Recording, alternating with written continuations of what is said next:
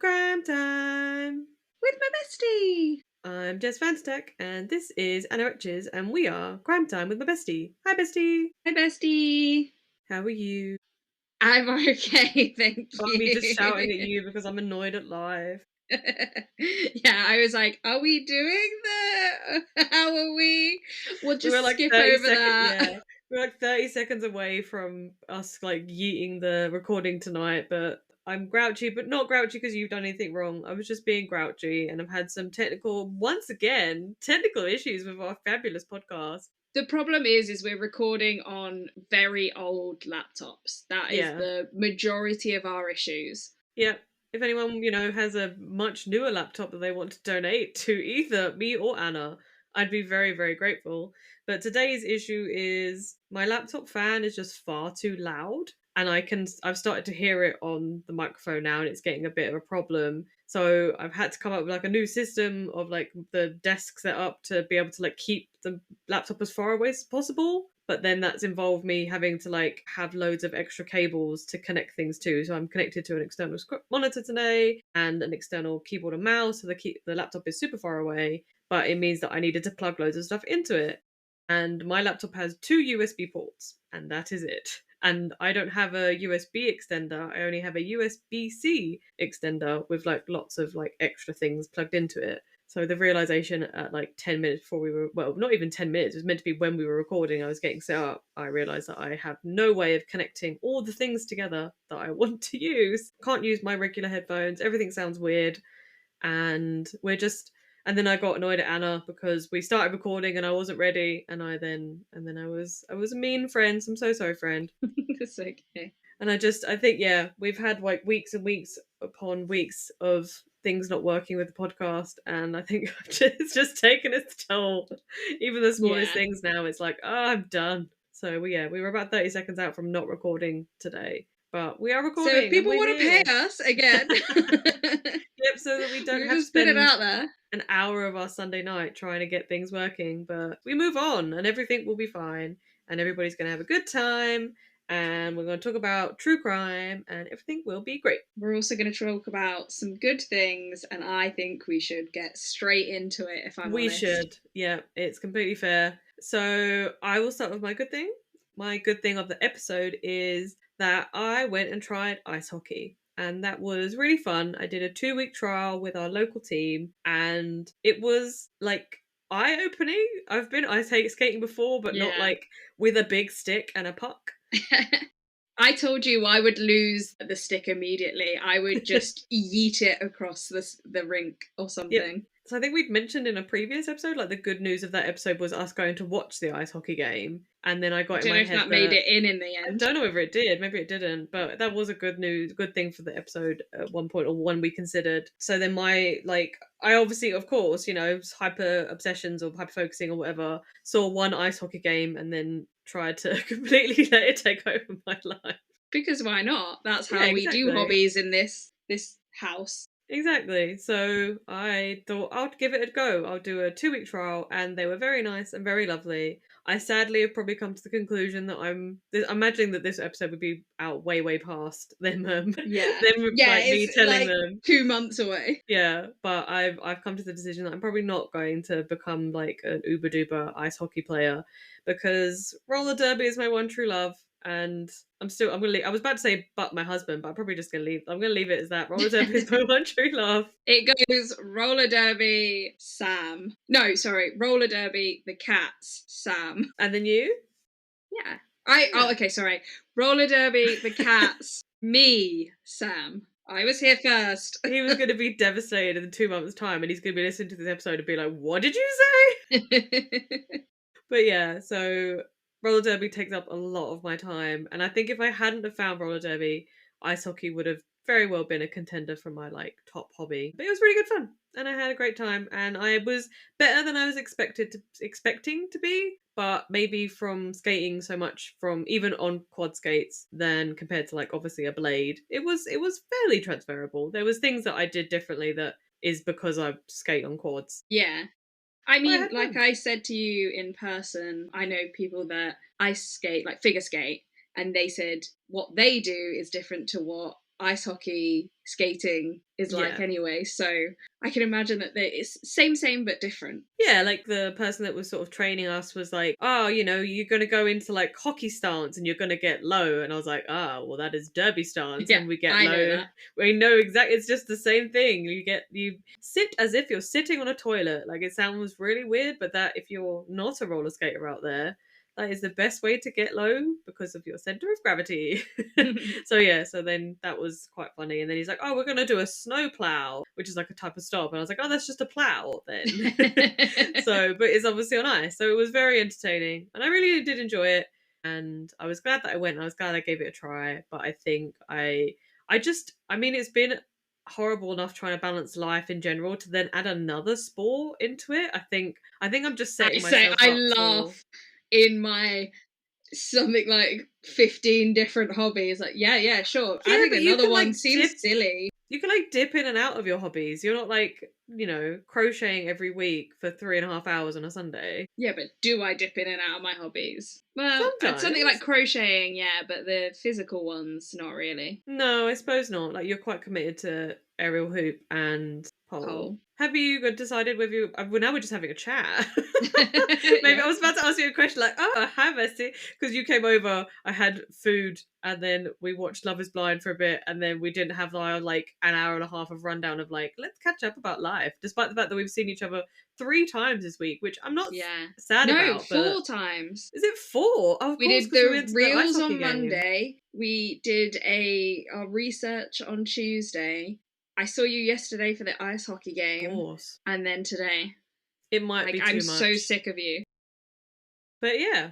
But that's my good news. What about your good news? So, my good news for the episode, it's a little bit out there. You already know about it. I did tell you earlier. But our friend Ellie, shout out to Ellie, I think she came up with it, didn't she? The Everyday Magic. Oh, yeah. Yeah. So for listeners, our friend Ellie has a thing called Everyday Magic, and it's something that you are good at without anyone telling you, and it's really random, and it doesn't really help your life in any way, shape, or form. I keep thinking of mine and then forgetting them, but I have 2, and now that we're recording this, hopefully I'll remember them. My 2 that I've discovered this week are 1, I can remember the Love Is Blind couples with scary accuracy. Like seasons and seasons ago. Like not just the current season that we're watching, but you'll like remember a couple from season 2 and you're like, oh, blah, blah, blah, and blah, blah, blah. I'm like, who? And like the fact that there's like a little or Jess will go like, oh, there's that person that had the thing. And I'm like, oh yeah, so-and-so. Yeah, but like, oh, I remember that like really tall guy? Like, and then you'd be like, yeah. It's this guy. Probably Milton. It was Milton. There we go. It was Milton. Milton and Lydia from, I think it's season 5. That's what I mean.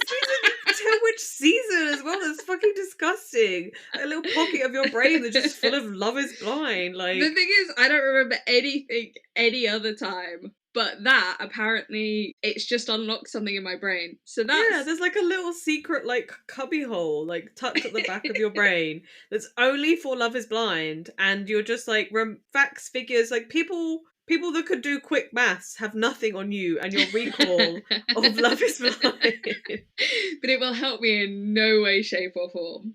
I was like, there would be no temptation on my part to do a Love Is Blind podcast, to be fair. I'm sorry, but it's not happening. But there is No. other Love Is Blind podcasts out there, and maybe you can hit them up and be like, look, not only am I now also a professional podcaster, but I think you need me on your show because I can recall everything and everybody till the end of time. On both everybody. the UK and US sometimes. I can. All of the couples, I won't say that I can remember every single person that never made it past the pods. Yeah. That is probably where I'd falter. But I know my strength. Pretty good going. Like, on average, they at least have like 4 or 5 couples on average. I think it's like 6. What they go through is like the engagement? Yeah. Yeah, okay. But about 6 couples go through to the engagement, and like I can't even. We're watching the current series, new series. Well, it's kind of old now, but the series together. they're in front of me, and I'm like, I don't know who that person's name is, and you're like, oh, that's blah blah blah. You've been watching it for 30 seconds. You're like, yeah, it's blah blah blah. I'm like, they came out at the beginning of that episode. I was like, what is wrong with you? In a very good way. It's very very entertaining. It is but yeah. funny. Sorry, so that was your. That's you said one there was of two. There's two, yeah. So Yeah. the other one is me and Katie will watch Waterloo Road sometimes. So like we've gone back and started not from the beginning, but from a series it is, I think series 8. And we're watching it and I can guess Waterloo Road's storylines from like the beginning of the episode. I'm like, oh yeah, so and so's gonna have this trauma. And So she'll is turn this around like- and look at me, and then by the end of the episode, that's exactly what's happening. So is this a fresh watch of Waterloo Road, or are you Yeah, so- recalling? So you're guessing it. It's not. I'm like a guessing recall. it. She's watched it before, but I haven't. So I'm guessing it from. I mean, I don't think it's very subtle. I mean, I've never watched Waterloo Road, but I feel like the premise of it, I can feel like they'll set things up very much at the beginning of the Yeah. episode. Like, this is going to happen with this person because they're the like prime person that we're concentrating on filming, sort of thing. But like I said to Katie, do you guess these things? Because to me, it's really obvious what's going to happen. I'm like, oh yeah, they set this up, so this person's gonna either get with this person or that person's gonna have this trauma or whatever. And she's like, well, some of them I get, but no, you seem to get them so perfectly, so quickly. True crime?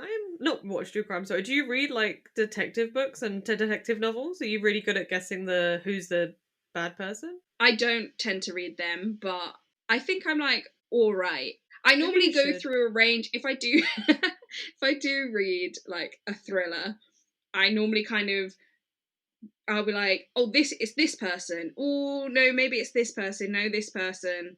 No, I'm back to the original person. And then it's... So I don't stick with it the whole time, but yeah. I'm not saying that I'm really good at figuring stuff out like that, but I would say that I don't think I've ever had a thriller where I've gone, oh, I wasn't expecting that. Like, you get to a point where you're like, it's this person, and then it's like, yeah, it is, that's the person. So yeah. Well, that's what was it called again? Everyday Magic. Everyday Magic, sorry. That's very good. I'm just happy that I figured out what my everyday magics are. Nice. I don't know if I know what my everyday magic is, to be honest. I think it will come. Like, I thought I didn't have an A because I've been trying to figure it out for ages and then been like, oh yeah, I guess this is a thing. I guess that's a thing. And that's why I decided to have it today as my good thing, because now it's recorded and I can't forget it. Yep. So when you figure it out, I can record it as well, and then it'll be solidified or cemented in the internet forever until I don't know, someone yeets the podcast into the sun. Yes. Would you want the good news for the world? I do want the good news for the world. Sorry, I was paying attention to your cat that looks like she wants out, but... Well, we've already pissed off one cat. The other cat was hiding under the daybed, and I didn't realise until I was obviously making such a racket trying to get all this stuff set up that I just heard and she was like looking at me like, you've closed the door, and I was like, I didn't know you were in here. And then she ran downstairs and I was following her because I was trying to get some scissors. And she noticed that the living room door was closed, and she was like, well, where do I go now? Sorry. Yeah. But yes. But yes, I would like the good news of the world. Cool. So I found this in all of 30 seconds. It is from the goodnewsnetwork.org, and the good news is by planting 30,000 trees, it surpasses the goal for regenerating a rainforest on the Isle of Man. Ooh, that is good. Yeah. Well so done. Who is planting them? It is a Manx Wildlife Trust. Okay. So yeah, they are... The chief executive spoke to them, who is Graham Makepeacewarne, which, wow, what a name. Literally is... What a name. Makepeacewarne? Like, okay. Is that all one word? Makepeace-warne. And it's Warne, which is Warne. Oh, okay. But I mean, he's picked a good career to be in. Very, yeah, like, live your best life and, let your name guide you. It will take 50 years for the trees to reach the level of maturity where the lush microclimate can be seen, which is obviously too far off. But the fact that there is 30,000 trees in 3 years. So they planted 30,000 trees over 3 years to rejuvenate the Isle of Man, I guess. As part of the UK Land Trust had a goal of reforesting a 70-acre Celtic rainforest on the Isle of Man. Well, that is good. And it was finished ahead of schedule, which, without Yeah. sounding really, really like negative about And the never UK, happens. it never happens. Like, shit loves to go over. I don't think Anything has anything finished goes on early. time. No, not ahead of schedule. Either finishes like on the day, or it will be like months later. I think the only reason there's like a train station near us, and that was meant to go over schedule. And they were like, for every day you go over schedule, we will fine you £30,000. And they're like, okay, we're gonna finish. Yeah, it was a lot. That's a lot. And so they were like, okay, cool, we'll finish on time. Because they'd basically taken out the old station to put in the new one. So like, it wasn't just a case of like, oh, we've still got the other station. It was you have to open because you're stopping people from traveling. We need it. So yeah. So it's very cool. I thought it was really nice. It's good that they've even planted the trees. Like, again, an attempt is better than nothing. Yeah, exactly. It's better than doing nothing. So yeah, completely. Yeah. And the final bit about it is the project was led by the National Wildlife Trust and funded with a mixture of public and private money up to $52 million or £38.9 million. Wow. So good job, Isle of Man. All the more reason for going to Wildlife Trust. Yes. And they are also now planning to do some more in Wales. That's their next goal. So I guess they're just going to keep planting, which is really cool. Nice. Yeah. Good job. Good job. Cool. Would you like to jump straight into the case, or I was going to say, shall we just go straight in? Sure. We don't have to bitch for another 10 minutes, so it'll be fine. We can always bitch more if we want. We've got a double recording. We can bitch in the next one. I'm sure people will be really super excited to once again hear us bitching about this podcast. They're like, why am I even listening to you? Why are you never happy? Like, well, we are happy. That's why we put in good things. True. Yeah. This still takes us time to figure out the good things sometimes. We're sorry. But yeah. So the sources for today's case are Now Then magazine, Crime and Investigation, The Independent, the BBC, The Sun, edition.cnn.com, thelineup.com, npr.org, and Wikipedia. Can you remind me of your teasers? Oh, so sorry. Please. I jumped straight into the sources. I was like, let's go. You were ready to go. Yeah, like I am here. The teasers were, and I don't know whether it really matters, but they might be in a different order than what I gave them to you last time because I forgot them and Anna had to go find them for me, which is MI6, Duffel Bag, and Bathtub. I think that was in the same order. Oh, go me. Fair play. Would you like me to do the sources again? No, I think you can just keep them like that.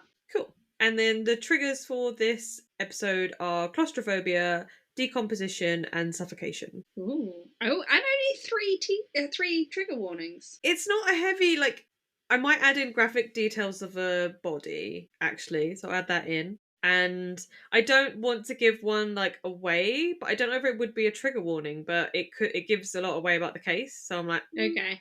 You can retroactively put it in when we get to it. So yeah, claustrophobia, decomposition, suffocation, and graphic details of a body. Cool. I'm Y'all excited. Ready? So I'm not actually going to give the episode a title. At all? No. Not until later. Only because it's a very well-known case. Oh, sorry. You're not going to do it in the recording, but you will when we post it. No. I will do it later in the recording. So I'm just not going to give it now. I've specifically written in a section within my notes which gives the episode a title or gives you sometimes we're like, oh, today we're talking about blah blah blah person. Yeah. We're obviously going to find out their name. It's not a complete secret. But this case, it's a UK case. Obviously, I said MI6. So for the people that don't know, MI6 is like our FBI, I guess. I think so. I think it's kind of equivalent. Or CIA or something. Yeah, it's the top, it's above the police. They do all the fancy, stuff. And so it was heavily in the news at the time. And there is a very, common phrase used for this case. And I didn't want to put it in because it gives quite a lot away. So I will tell you later when it is the official episode title. Okay. So yeah. Our story is about Gareth Williams. So... Gareth Williams was born on the 26th of September 1978 in Valley Anglesey in Wales. He was an intelligent man, having achieved A-levels in maths and computer science at the age of 13. I mean, not the point, but computer science, could he come and fix what the issues we're having with all of the... I mean, he's very dead. Sorry, Gareth, So but no. very no, unfortunately. He got a degree in maths at the age of 17. He gained his PhD from the University of Manchester at 18, but dropped out of a Jesus. postgraduate course at 22 and started working for GCHQ in 2001 as a codebreaker. So, like, he's... God, I'm still drunk at 22. I was... Like, the idea of getting your degree at 17 just feels a little bit like, God, No. that's stressful. We did our A levels 1 year early, and that was it A levels or GCSEs? Was it both? Both. They were. It We was did still both. It was still rubbish. I did not enjoy. It's because you would have had to have your degree at 17. That's not just you starting your degree at 17. That's getting your degree at 17. Yep. Yeah, which he means you had to do graduated at 17. everything else earlier. Yep. Like, that's insane. Your brain's still mushy at that time. You're not a fully formed human. You're not a fully formed human. It's soup up there. Maybe that's when he became fully formed, because he dropped out of the postgraduate course at 22, but he went straight into a job as a codebreaker, so that's pretty good. Yeah, same. I definitely didn't spend years working at bars. So I mentioned that the place that he started working was called GCHQ, and I googled what that was because I didn't know what it stood for, which is probably bad, which is the Government Communications Headquarters and Intelligence, which I didn't know existed. No, me either. I didn't know that either. Oh, sorry. Government Communication Headquarters and Intelligence and Security Organisation were responsible for providing signals, intelligence, and information assurance to the government and armed forces of the United Kingdom. So apologies. I misread my own research. The enunciation was in the wrong place. But yes, that's what GCHQ stands for, and I didn't know it existed, which is probably feels kind of bad considering it's in our country. But never mind. I mean, we don't know, like, you know a lot more than I do. I don't know a lot, and I didn't know it existed. I'm just, honestly, swimming through life, hoping to get to the end of the day. Yeah, exactly. And I feel like as well, like, it sounds silly, but I tend to find out most stuff through TV. I do spend a lot of or books, I suppose. And not that I don't read British books, but I suppose they often concentrate on things like the police or MI6, or if it's American, then it's the police, the FBI, and then CIA. Whereas, like, the Government Communications Headquarters nothing. Yeah. No, I've never heard of that before. Gareth was described as a quiet country boy that was quite introverted. He rented a room for nearly 10 years in Prestbury, Cheltenham, Gloucestershire, the area in which GCHQ was based. He was then sent on an assignment to MI6 for a year, where he was staying at a safe house in Pimlico. Williams was due to return to Cheltenham, however, he didn't return or show up for work. It took a full week for it to be flagged that he hadn't been seen, and this was only once Gareth's sister had apparently rang the GCHQ headquarters, and then they requested a welfare check by the police. And when was this? This would have been 2010. And nobody was texting him in this time? I don't know. I'm assuming he's at least in contact with his sister, because she was the one that raised the alarm. But he lived by himself. Yeah, but I still think if people hadn't heard from me... I mean, I'm notorious at not texting back, but you can see if I've been online or not. And if I don't know what it was online, like in 2010. Oh, well, like IM Messenger. Maybe. I'm just thinking, I live on my own, and if I text you pretty much every day, and as we know from this week, I'm round half of the week. If you hadn't seen me for a whole week, hadn't heard from me, hadn't seen me online, I feel like it would be less than... I don't know, because 2010, it was like back when we were at school. We were on MSN every, like, second of the day. But I don't remember being that texty. No, because we were on MSN every second of the day. True, so true. if you I was going to say, like, credit was a thing. If I wasn't in physical contact with you, like, as in, if I wasn't there with you at school, we were on MSN for the rest of the night messaging. Yeah, we didn't have unlimited messages. That was not a thing. No. Anyone that's Gen Z out there, you're really lucky. Unlimited but we had MSN. But we did have MSN, yeah. You did have to kick your parents off of the family computer to be on MSN all night, but you had MSN. Yeah. It is also a thing as well that, like, and it is raised later as an issue with the fact that nobody mentioned that he wasn't at work. Both the MI6 headquarters and also in the GCHQ headquarters. So both of them knew he was meant to be coming back or leaving. So I suppose maybe for MI6, if he was meant to be leaving, they might have gone, he's not come back in because he's actually gone to GCQ. And I guess maybe there's a chance that GCQ thought maybe, oh, maybe he's just staying longer in MI6. But either Yeah, way, but maybe someone should have been saying pick up something. the phone to be like, oi, the person that you've sent over isn't at work today. Is he staying with you? Yeah, exactly. Surely There's got to be a memo somewhere or an email. yeah, as an intelligence-based, like, places of work, you'd have thought they could have just checked in with each other. I won't lie though. I don't necessarily have to keep this in, but maybe I will. The people that are meant to talk to the people in the government things don't talk to the people that you would expect them to talk to. Yeah. So like HMRC does not talk to the Department for Work and Pensions.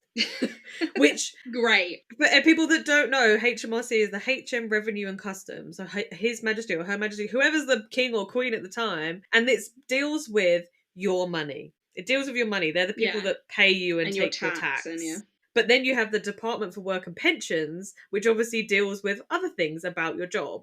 You would think that they talk to each other and that they don't. So like if you are claiming any sort of benefit, so I've seen them in the news sometimes where like someone said, oh, like I claimed like PIP or disability benefit, and then I started working for this many hours, and I thought that it would just tell the system, because I've told one department, they told like, yeah, then so they just don't tell everyone. It should just cross, and they don't. They or don't at talk least to each other. when you tell the one department that they should say, you need to tell these departments as well. Make sure you've told X, Y, and Z.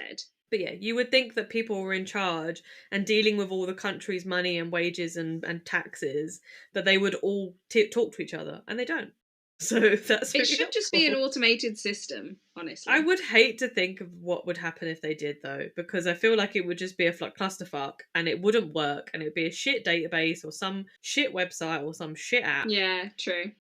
So Gareth's sister requested a welfare check, and the police attended his flat. On Monday, the 23rd of August 2010, at 4:48, police attended the flat where Gareth had been staying in Pimlico. Upon gaining entry, they discovered a red North Face duffel bag in the bath, padlocked shut. In the bath? In the bath. Sorry, the duffel bag is the duffel bag is padlocked shut, and it's not the bath is padlocked shut. Well, that's what I thought for a second, and I was like, how is the bath padlocked? Like, where is there a lid to the bath? No, so the bag itself is padlocked shut, and it's in the bath. Okay. That was way more complicated than it needed to be in my head. Opening the bag, they find the naked remains of Gareth Williams inside. The heat in the flat had been turned up, and with it also being in August, even in the UK, I will admit, the temperature inside the flat had sped up the decomposition, and Gareth was in a very bad state. The flat was declared... Was there no blood around the bag? I will have to get... I don't want to answer it now, but I will get to it later. I do have a... Yeah. The flat was declared a crime scene, and investigation began. Well, yeah, I think it's fair that it's a crime scene. I think just a little bit points to crime scene. Yeah. So this is where I will go back to my earlier point and say, give this case a name, because due to the nature of Gareth Williams' job and the way in which he was found, this case is more commonly known as the spy in the bag. So if you was to Google his name, he would likely still come up.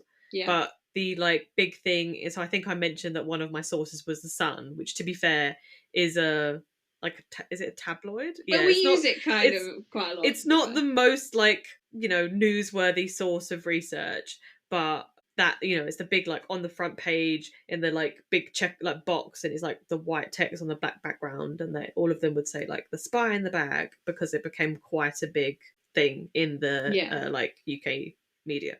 Gareth's date of death was estimated as the early hours of the 16th of August, 1 week before he was found. Due to the nature of his work, as said, there was a lot of debate over the handling of his case and how the police were allowed to approach it, having apparently been working with the US National Security Agency and FBI sometime before his death. The Foreign Secretary, William Hague, signed a public interest immunity certificate authorising the keeping details of Williams' work and the US's joint operations from the case. So the actual government foreign secretary had to step in and be you cannot know anything about the job he was doing before he died, because it would be a national security risk. Yeah, he's doing super secret shit. Super secret shit, yeah.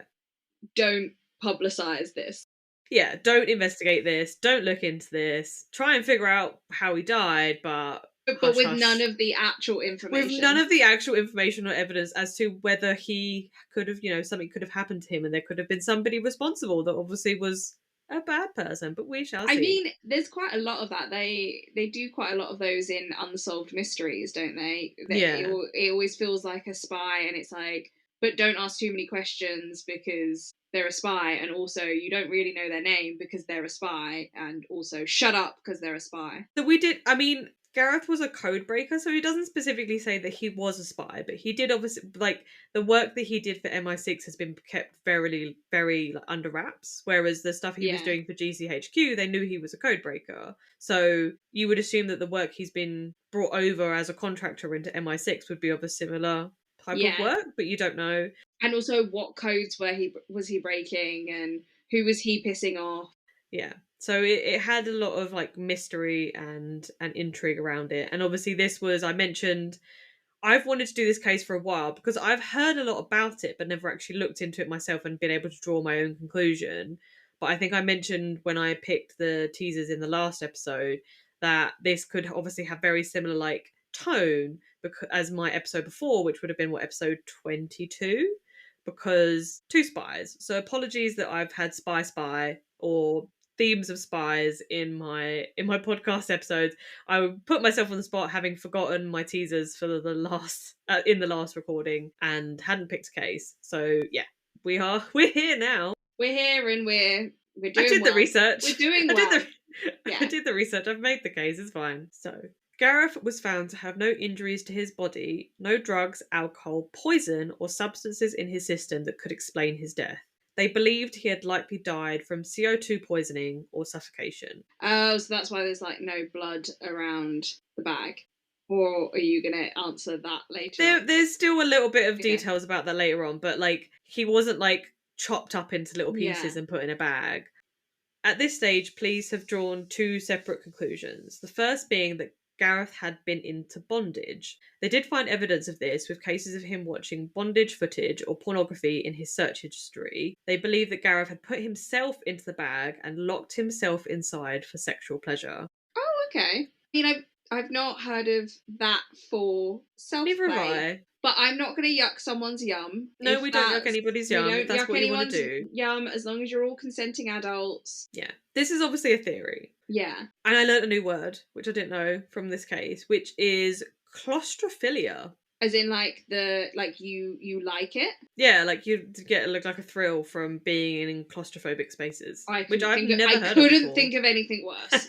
Like you're scared. Like, I mean, claustrophobia, because it was like claustrophobia is the phobia, it's the bad thing, so claustrophilia is the good thing. Which I know it sounds, now that I say it out loud and I compare the two, it's actually quite self-explanatory. Well, it is. When I read it, I was like, oh, new word. It's also because like the other philias that we know are stuff like paedophilia, which is true. No, I suppose no. This is in a bad way. So... No. So claustrophilia is the love or affinity for confined spaces. So it's specifically that's someone's about yum. like, yeah, that's the yum. There's no yuck here. Yeah, we can yuck paedophilia. We do yuck paedophilia. But... you know, if you wanna be in a enclosed space and that is how you enjoy yourself, then you do you.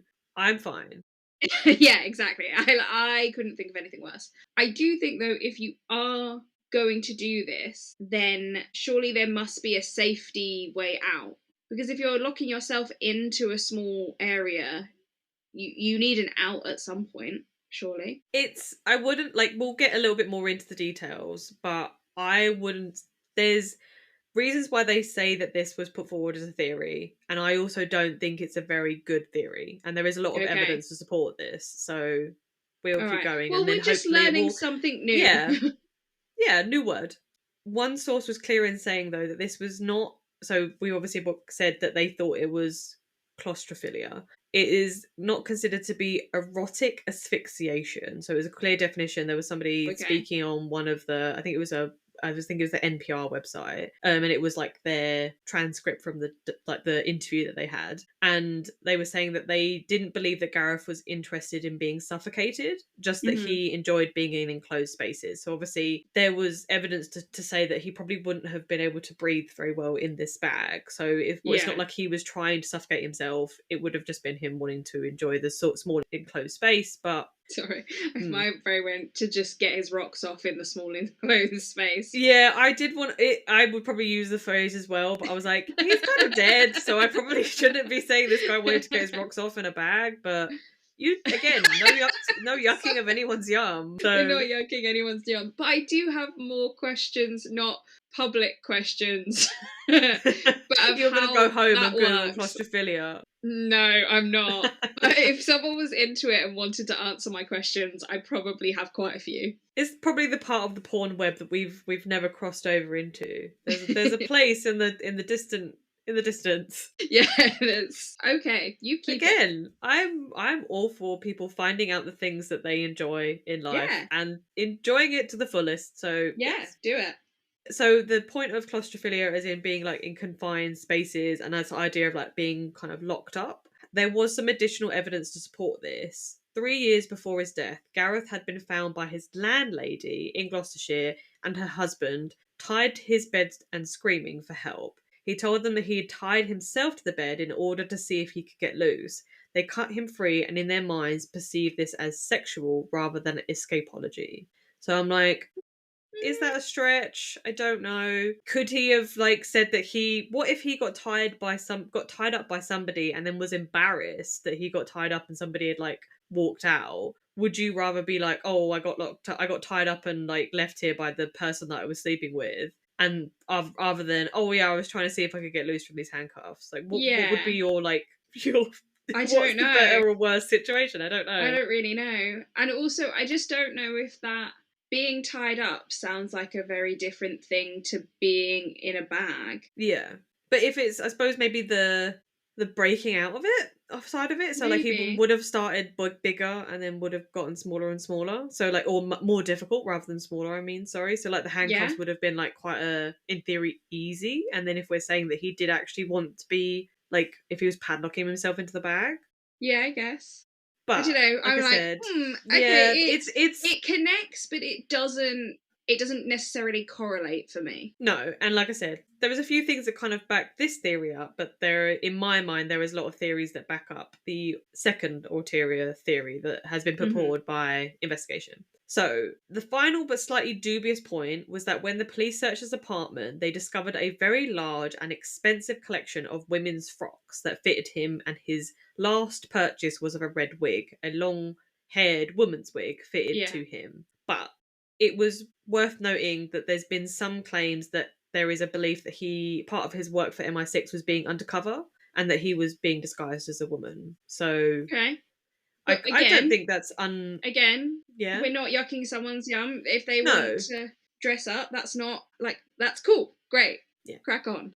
So the point that I was saying that there's theories as to why the police have gone down this narrative. So there was obviously because we mentioned that the foreign secretary and all that, like, don't look at his work, like, don't look, investigate what he was looking into, and he's, it's all secrets, blah blah blah. Hmm. That the theory of the like killed himself with bondage was to sort of tarnish his reputation, so that they would Oh, it sort was of like like step planted away, there. yeah, like to step away from the case rather than to actually really investigate what could have possibly happened. I see. Obviously nobody's ever confirmed that, but he was really like, the tabloids went berserk Crazy with for it. it.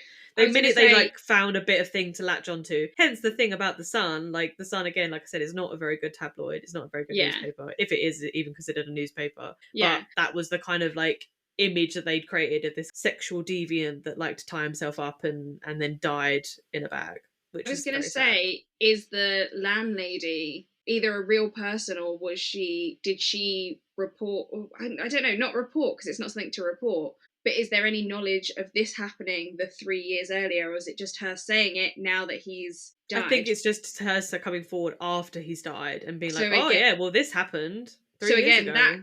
that could Yeah, have been fake, and they could have yeah. paid her to say that. Yeah. So it's a bit murky for me. I wasn't Yeah, quite feeling it. I was a bit like, but then it could be like I've put it across in the notes. If I'd been a little bit more unbiased, you might have been like, oh yeah, that's how he died. But mm. to me, it just doesn't quite sit right. Which is why I was so intrigued to look into this case. I was like, something doesn't sit right with somebody padlocking themselves into a bag. I just logistics. How are you padlocking yourself in either? All be revealed. Well, I say revealed. There will be much more evidence coming. So all of this goes towards our first theory, that Gareth died in a terrible accident, a sex act gone wrong. But there was a string of evidence that disagreed with all of this, and for this reason, a coroner ruled after his death it was unnatural and likely to have been criminally mediated, therefore indicating towards someone else being involved. And there is quite a staggering amount that corroborates this verdict. So this is where I was sort of getting into it and being like, yes, this makes sense in my brain. Yeah. So I've sort of said there's information that I've not previously shared, and we're not going to go into it. So one of the facts that I didn't mention earlier was that there was a key to the padlock, but it was found underneath Gareth's body inside the bag. So which to me feels very wrong. It feels a bit weird. Obviously, if he had put the key in and that was meant to be like his fail safe or whatever, maybe. Or it could be that whoever put him in the bag put the key in there first. We don't know. What I was wondering is if he's put himself in the bag, is the padlock on the outside of the bag? And it's on the outside. How are you getting your hands to lock the padlock and then getting your hands back in the bag? Yeah. Even more things to make you go, well, that doesn't sound right. The padlock and the zipper, all locking the bag shut, had no fingerprints or any of Gareth's DNA on it. Yeah, no.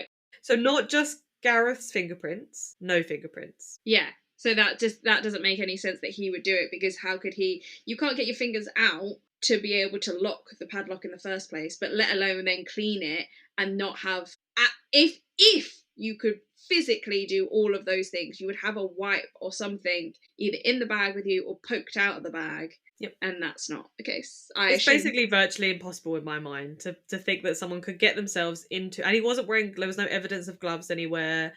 There was nothing to like on him in the bag to associate that he had cleaned it in some way. Yeah, that's what I mean. Like, there's no wipe or anything around. So even if you could get the lock on the bag from the outside, which I don't see how you could do that even, you wouldn't be able to clean it. What were you cleaning it with? Exactly. There was also no palm, finger, or footprints on the bath or the bag itself. So it feels like a bit of a stretch to think that Gareth would have been able to curl himself inside a duffel bag, then lock it inside. Well, lock the padlock from the inside, because that's what they're saying, whilst also not leaving any DNA. And he would have had to step into the bath. Like, he would have had to, he would have to like put his hand on the side of the bath to like get himself in or whatever. Like, and it's his bath, so it's his bath. Yeah, there's nothing like fingerprints and palm prints from just taking a bath or a shower. Yeah, exactly.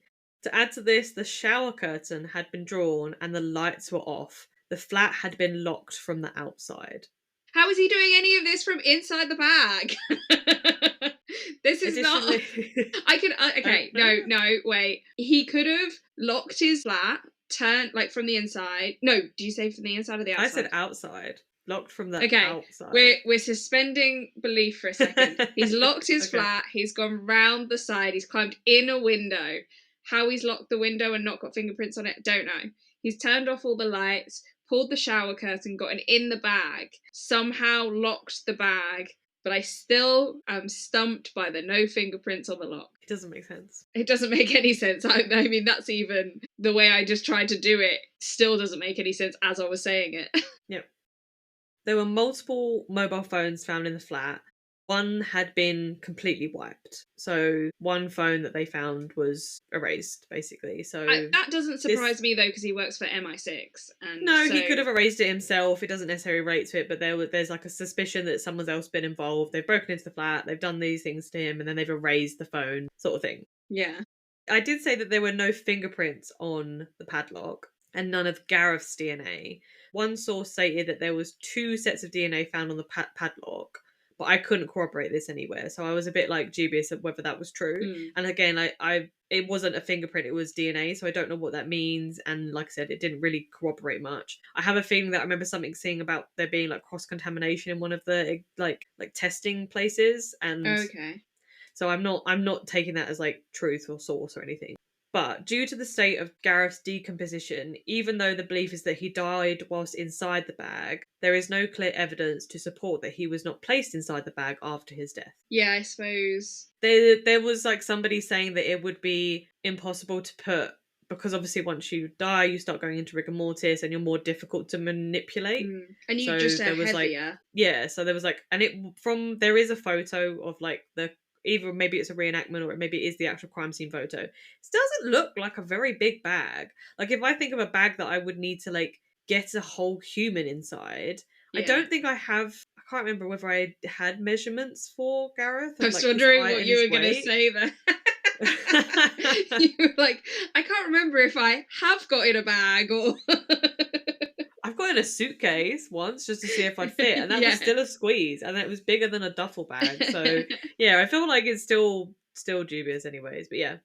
So the belief was that it would have been impossible for Gareth to achieve such a feat as putting himself inside the bag and locking it. Due to the confined space, he would have likely passed out from CO2 poisoning within a few minutes, which likely wouldn't have given him much time to lock the bag, as well No. as an independent test using a bag of the same size and design was carried out and found after 400 attempts that it was impossible to lock yourself inside the bag from the inside. Well, this is what I'm saying. But then, Right? so did they? Sorry, going back to your previous point about whether this person, if he was dead before he went into the bag, could they have?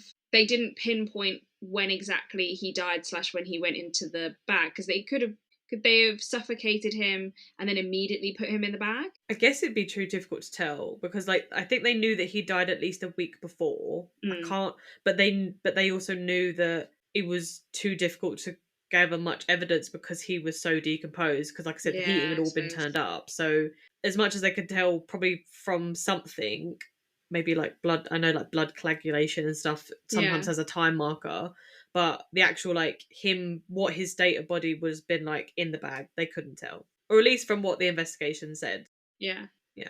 But the 400 attempts and it never working out kind of tells you what you need to know there in Yeah, terms but of. it was also an independent investigate, like an independent test. So it wasn't a test that the police ran. It was, and I can't remember whether it was part of an investigation or whether like a crime mythbuster type person had done it. Yeah. So yeah.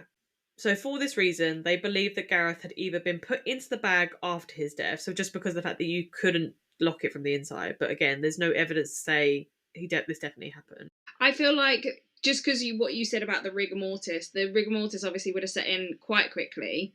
I can't remember how long it takes to set that for that to set in, but I Yeah, was I'm not thinking sure. if this person killed him and then immediately put him in a bag, Yeah, he'd still be a dead weight, like in terms yeah, of like that's where we get that phrase from, but he wouldn't be all stiff yet. 100%. I'm Yeah. assuming. I don't know. I've I've never never killed a been. person. I've never killed a person and tried to put them in a bag. So yeah, as I said, for this reason, they believe that either he'd been put into the bag after his death, or possible that he'd even been forced to climb inside the bag whilst he was alive, and then they'd locked him inside. Which, Okay. yeah, I feel like is possible. I feel like that's probably the most likely one. Yeah. But they think that he was lifted into the bath inside the bag because there was a particular scuff mark on the side of the bath that they said looked like it would have been caused by this type of action. So that was them So they're just giving. bonking him as he gets. They put him in a bag and just smacked it against the side of the bath before putting him in. So there is a reason. There is a reason for this, and this would go back to your earlier question of was there no blood around the bath or in the bath? By placing him inside the bath, as he began to decompose, his remains would have flushed down the drain. So they would have basically started to like go down the drain, which would also have helped with the smell escaping from the flat, which a one source referred to as allowing for the perfect crime, and a perfect crime in like inverted commas, because they're basically saying they put him in such a place that basically he will decompose and all his remains will go down the plug hole, and it will then help with the fact that obviously if when people die, we smell. As we start to decompose, we smell, and apparently by it going down the drain, it would have helped the smell situation as well as flushed away a lot of the evidence. Yeah. Okay, I was just wondering basically because when they opened the shower curtain and they saw the bag, I was wondering if the bag was a mess or if it looked like just a bag. Just a bag. No blood on it, no nothing. Like a pristine bag So I with guess Gareth all inside. of the decomposition was at the bottom of the bag. I would imagine it probably would have started to come through the bag. Yeah, but like that's why you can't see it on the Oh, outside of the bag, right. so Yeah. you would see it it would come out of the bottom of the bag. Yeah, exactly. There's nothing coming through the top or anything like that. Police agreed that all of this did come across as odd, and so they reopened the investigation as a murder case in 2012. However, an additional 12 months of investigation did not produce any new leads or information, and no further progress was made. Investigators have heavily criticised the involvement or lack of involvement from MI6 from the fact that they did not themselves raise any alarms to Gareth not attending work, which sources from both MI5 and MI6 have said that this should have been impossible, that it should have been immediately flagged that Gareth hadn't shown up for work, and Mm. therefore, in their mind, screamed that this was a cover up. The fact that they kind of gone, oh, we're just going to pretend he's not here. Mm. The failure to raise the alarm sooner resulted in the loss of evidence, as Gareth was not found for 7 days after his death. There has also been heavy speculation that there was evidence removed from the scene and that MI6 were particularly unhelpful during the time of investigation, to the point of refusing to allow Gareth's colleagues to be interviewed by police and not disclosing details from 9 personal memory sticks that were found inside the headquarters. So these were his memory sticks Yeah, that he had snuck in. but then again, they're like, don't look at anything Exactly. because Yeah. he's like, work it out, but don't look at anything to do with him or to do with the MI5. So of course they wouldn't. Exactly. And like, why was he sneaking in MI6, 9 memory sorry. sticks? MI6, MI5, I mean, yeah, they're kind of like one's more important than the other or more secretive than the other, I don't know. But obviously, the memory sticks were ones that he snuck in, and I'm imagining that there would be a lot of security things around not having memory sticks of your own Yeah. inside a secure building, and therefore you could, in theory, take secrets home. And Well, what would that exactly. mean? But that's what I think. Like anything that's been in that building, they're going to be cagey about Yeah. in any way, shape, or form, even if it's innocent or not. Hence, again, why they probably wouldn't want them talking to his colleagues. Is that majorly hindering the investigation? Yes. But that might be what they wanted. True. So the memory sticks that they found were only found on the last day of the inquest. So even if they had time to investigate, they probably wouldn't have been able to, or even if they had them, they wouldn't have been able to investigate them because they only found them at like literally the last minute. The And then they were police found them in MI6? It just says that they were found. Oh, okay. Sorry. And they were subsequently wiped by MI6 before the police could determine what they contained. Maybe they would have attempted to try and get. Are they called warrants in the UK? I don't know. I don't know. But we know what you mean. A warrant. Yeah, like something to give them access to be able to look at it. So yeah. In a weird twist, in 2015, and these are Russian names, so we're just going to have to hope that I pronounce it right.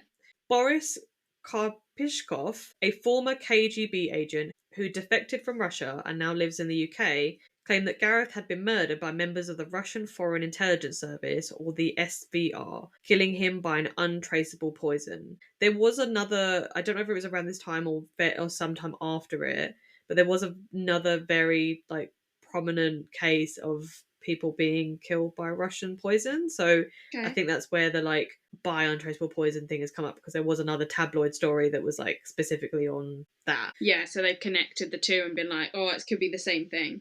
According to Karpishkov, the SVR had attempted to recruit him as a double agent, but this had failed, and they had to kill him to keep the identity of the agent on the inside of GCHQ from being exposed. So obviously, the person that would have been trying to recruit him would have been somebody that was already on the inside as a double agent. And now he knows their identity because they've tried to talk to him. Yeah. Again, I mean, this is from a person, and this was in multiple sources. So this ex-KGB agent or SVR agent has come forward and said this. There was also a BuzzFeed News investigation that found several United States intelligence officials confirmed that Gareth Williams was one of 14 or more people who had been killed by Russian assassins on British soil. Yeah, but that's BuzzFeed. I mean, but I'd put BuzzFeed further up there than the Sun. I couldn't find the BuzzFeed article, but it was a source that referenced the BuzzFeed article. Okay. So apologies that I haven't got that in my source notes.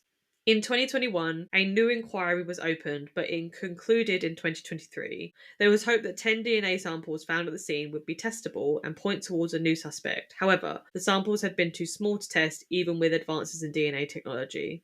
Are all of those 10 DNA samples of one person or of multiple people? They can't test them because they're too small. But they wouldn't even know if it's Mm. from, they just I don't don't know think so. anything about them. Okay. No, I think they basically found them all the way back in 2010. Were like, we can't test this because it's too small for us to have any testing with, and then held on to it for so long, thinking, oh, eventually DNA technology will progress to a degree that we can test these, and they still haven't. So there is no new evidence, DNA or suspects that they've been able to bring forward because they can't do anything with it. That's because it's a secret. Secret spy shit. Yeah, I think one of the samples was like a tiny bit of hair and stuff like that. So with this, police have stated that they believe that Gareth Williams died alone. So that is their like as of this moment in time, that is what the police have come to their conclusion. They've basically said there's nothing else going on. He died alone. Investigation over. I don't think it, from the sounds of it, it doesn't sound like he might have died alone, but he wasn't alone when he got in that bag. It feels very suspect. And even like you could maybe think of a theory of like, oh, maybe he had somebody helping him with like his things to, like, okay, we're playing a sex game or whatever. I'm gonna look through Yeah, this bag. You unlock the bag and you realize that he's dead because he's suffocated, and you're like, oh shit, you lock him back up and you wipe away all the evidence and leave. But that still means somebody did it. It doesn't mean that's that it was what. necessarily related to his Yeah, MI6 that's what work. It I could was just be thinking. I was yeah. thinking if we're going with that first theory, he would assume that he'd have to have someone to help him to do these things, and especially as the evidence points that way. But they've gone, fuck, and run away, Yeah, whilst also wiping everything down. So they had a exactly. bit of forethought as well, is what I was going Yeah. to say. A bit of panic to wipe everything down and not just leave and just. As well as like I'm not saying that you wouldn't panic, but my immediate thought if I was doing something with my partner that they died from, like unless it was really obvious that it was like an actual murder, I would hope that they would be able to like go like, well, I didn't deliberately put him in this bag and suffocate him. Well, Do you know you what I mean? deliberately Like, put him in the bag, but you I didn't deliberately suppose, suffocate yeah. him. Yeah, I'm sure that you could probably like in a court of law you would probably like deem that even if it wasn't first degree murder, it would be second degree Maybe because you need contracts for these kind of things. Like, oh, that would be I so take the interesting. risk that I have got Yeah, into yeah, the yeah. bag. I wonder if they like would that help hold up in a I court don't of know. law to be like, oh, I'll be they've signed a honest, contract. not my yum. Couldn't think of anything worse. 50 Shades of Grey is anything to go by. You can contract anything up in a relationship, so you never know. Maybe you can contract up your like death wish or Maybe. not death wish. If I accidentally die, you take no Well, I responsibility, think like a like a waiver. waiver, that's what I was Yeah, thinking. Like, I was yeah, yeah. thinking you do waivers for a lot of like activities. It's like this can be, I mean, even like my poll is like you could like injure yourself doing this, and in a rare occasion it could be death, because it's just if you fell from the pole head Yeah, first we have onto that the on roller floor. derby as Yeah, you well. have it in roller derby. It's like you have to put it in even though it's not really likely gonna happen. But in this case, it sounds like it's more likely to happen Yeah. than any of our hobbies. Well, yeah. I don't know. I'm not putting myself in a bag every day, but I am throwing myself around on a track, and you're gonna hit your head into the ground pretty hard. Yeah, Yeah, that's why you have helmets. that is true. So, one final twist is that there is also the possibility that Gareth was killed willingly and that he died in the line of duty. In line with his current work for MI6, there was speculation due to the fact that at his funeral, the head of MI6, Sir John Sawyers, attended his funeral and praised his former employee, giving cause to maybe him having died in part directly due to whatever he was working on at the time and in service of his country. So basically, he went, I'm just going to nope out of this situation because I've gotten myself into something or I need to protect whatever this is, and I'm going to kill myself in line with whatever the secret was. Was this the most effective way to kill himself? Probably not. No, it's a bit wild. It's a bit weird. It's gonna be one that attracts more attention, I feel like. Yeah. The MI6 head, the exact quote that he said at the funeral was Gareth was a hugely talented person and he was very modest and generous as well. He did really valuable work with us in the cause of national security. So I think that's where they get this like assumption. But you can also find a lot of things in people's, like, the way that people say stuff or the words that they use. Do you know what I mean? So I'm Yeah, like, you can look into it so making much. something, yeah, you're actually making something out of this. But they said that it was a scene as a way of honoring him and to thank him for his service. There was also an alternative theory that, like, because as much as MI6 obviously did want to cover up the fact, if it was a cover up and he had actually either died because of something with work or somebody from within a network or a spy network or whatever had killed him, all the stuff that came out in the tabloids about the wigs and the bondage, that it was like this guy's way of kind of trying to rewrite that history and that negative image that had been created around him. So Yeah, it can go either of two ways. It could be this, the head of MI6 feeling bad that this guy that was one of their people had been painted in such a light that everyone sort of like almost judged him a little bit, yeah, compared to what could have very well been either he was murdered, he died in the line of duty, or he could have generally died by putting himself in the bag, and it's just a sad, unfortunate story. yeah. And with that, it is the case of the spy in the bag, a case that, despite being closed by the police, has heavy speculation and in the minds of true crime world remains unsolved. I mean, it feels very unsolved. It does. It's so the reason I heard of this case was it was back when we first started the podcast, and I just searched weird true crime cases, and this Yeah. one came up like multiple times, and I was like, I'll have to go back and do that at some point. So that's why it's always sort of sat in the back of my head. And I feel like somebody was doing something. Like, I don't believe that you could squid yourself up, even if you could squid yourself up into a bag. I don't think you could then close the zipper and padlock it behind you. No. And if, from what they're saying, you would suffocate from lack of oxygen, anyways. So Yeah, I feel like if at the very least, if it was a sexual thing, he's had someone helping him. yeah, At the very least. but yeah, that is the case of Gareth Williams, the spy in the bag. Well, that was a very good case. Thank you, bestie. You are I welcome. actually don't think I had heard of this one, as per normal. Once again, we're keeping up with our finding weird cases that are not super, super well covered. There's probably lots of podcasts out there that have done it, but we just haven't. Or at least, Yeah. sorry, not we just. Of course, we haven't. We just did it. But I mean, we haven't listened to. There is obviously a lot of true crime podcasts. Yeah. And you can't listen to all of them. To be fair, I have searched cases that we've done in like Apple Podcasts or something and found quite a few other podcasts that have done that, some of our cases, but we just haven't heard of them because they're just not the ones we listen to. Yeah, and there's nothing wrong with that. I'm glad that, there's lots of true crime people out there, otherwise it wouldn't be... It'd be boring if we could only have like 2 podcasters or whatever. Yeah, exactly. Well, thank you very much. I actually think you are welcome. I actually think as well, like, we're on, I think some people like our times, so we're on 1 hour and 13 minutes. I don't know what will end up being once we cut out, but I think that was actually pretty smooth going. It was very smooth going. For how the podcast, like, started, where we're like, this is garbage.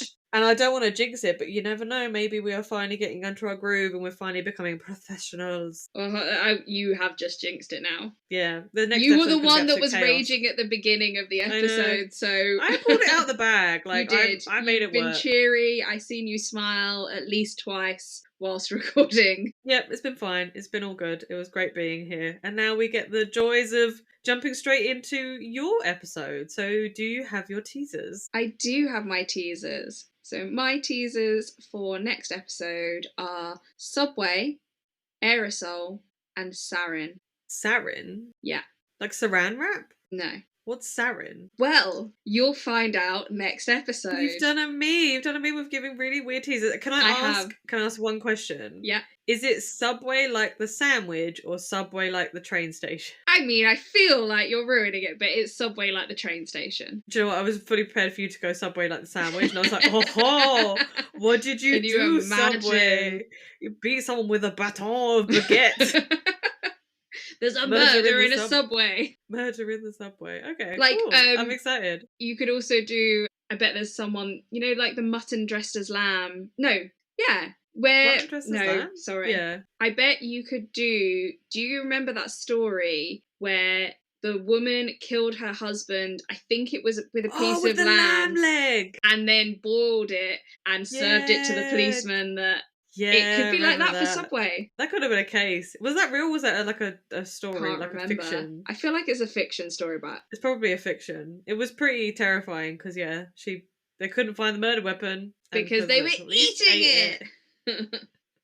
It's the same with like loads of like, again, whether they're real true crime, like people getting stabbed with like ice picks, like Yeah. made of ice, so then it melts and then you've got no murder weapon. Not that we're giving people ideas, but it's if you don't know these ideas, then they've been around in the true crime. Like, I mean, the I ice don't pick one know. isn't that what's the film with Sharon Stone in it? Basic Instinct. Yeah.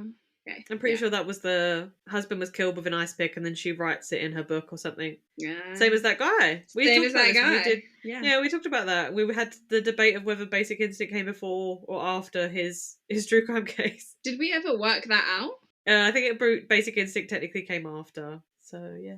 But yeah, thank you so much. I had a great time. I had a great time. It was a great episode. Yeah, hopefully you did as well, besties. If you want to see more Anna and me on the socials, you can catch us on Facebook, TikTok, and Instagram, where we are Crime Time with My Bestie. And if you enjoyed this episode, we have 23 other episodes that come before this, and they are out on Apple Podcasts, YouTube, and Spotify, and basically wherever you can get your podcasts. And we are Crime Time with My Bestie. Don't forget to like, rate, review, subscribe, comment, download. All of the Give things. us all the love. Everything all of the love. for them to know that we are a good podcast. Yeah.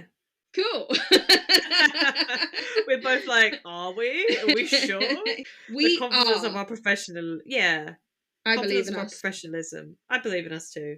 Well, thank you so much, Bestie. Thank you so much, Bestie. Bye, Bestie. Bye, Bestie. Bye.